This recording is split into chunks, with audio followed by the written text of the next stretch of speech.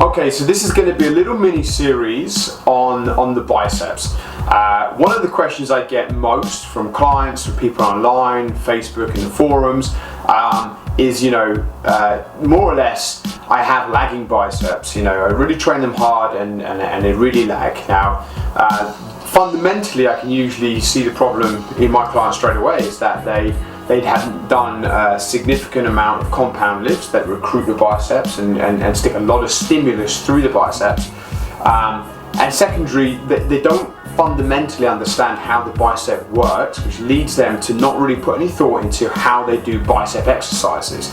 So to start the series, we're going to start off with the fundamentals, really brief, a high level anatomy, and really brief functions and mechanisms of the biceps, or the movements that we should consider when we want to get a very focused hypertrophy, growth response. So let's get into it. Okay, so let's start with the anatomy, right? Because that's a crucial thing to understand. So there's two muscles in the biceps brachii, right? That make up the front of the arm, if you like. There's actually three, but let's focus on the bicep brachii. So this is split into two components. You've got the long head, which makes the peak, right? So the long head here. If you drew a line, it would come up around here, and it sort of goes out through the front of the shoulder, right? And that's the long head. That gives you that peak. So that's the long head, right? The long head it plays an active role in flexion. Okay, so that's flexion. That's the main movement that we try and produce in the gym to try and get a response. But also the long head is in supination. So supination is moving the wrist around. Now, any bicep exercise that we try to do in the gym, you should try and go through the flexion pattern, but also bring the supination in. Let's get the peak contraction. Okay, let's really work on that. And that will put additional work onto the bicep. So again, remember, I'm all about volume. If we go full range of motion and increase the range of motion, we're getting more volume across the target area.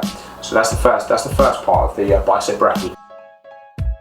Second piece is the short head. So the short head makes up the inner arm. Okay, so here's the inner arm, and you can see it connects in the pec, or the tendon connects in the pec, and the muscle here, and it wraps around, and just as it comes around the corner, and again, if I was actually lean, we'd be able to see this. But as it comes to the corner, it splits here.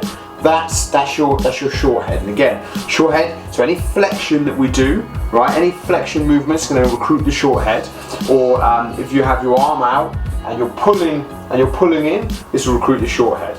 So that's the second part of the biceps brachii. And the third muscle that we need to think about is the brachialis. So the brachialis is a muscle that lies underneath the biceps brachii.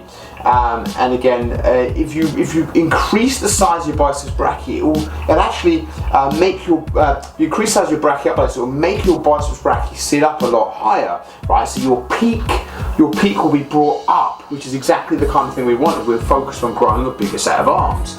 So there we have it. You've got three muscles. You've got your short head, your long head, your biceps brachialis, and then you've got the movements we should be thinking about is flexion and supination. Flexion and supination. Okay, so in the next few videos we'll go over, we'll break it down. So we'll do exercises that focus on the short head, exercises that focus on the long head, and exercises that focus on the brachialis. If we work all of those in balance and we insert this into our program, we should get a great response and try to add some real significant growth onto those arms. Okay, so I'll catch you for the first video, which will be the short head. Thanks.